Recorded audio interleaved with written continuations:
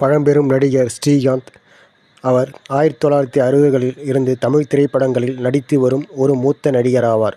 இவர் 1965இல் இயக்குனர் ஸ்ரீதரின் வெண்ணிறாடை திரைப்படத்தில் அறிமுகமானார்.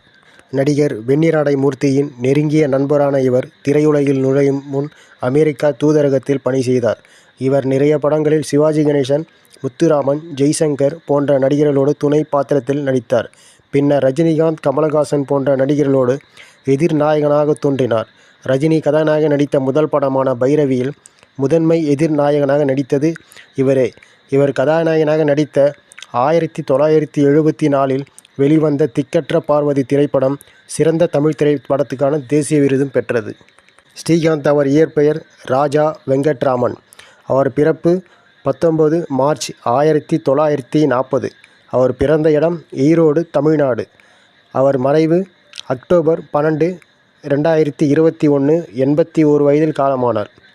பணி அவர் நடிகர். செயற்பாட்டு காலம் அவர் 1965 முதல் 2009 வரை. பிள்ளைகள் ஒரு பிள்ளை.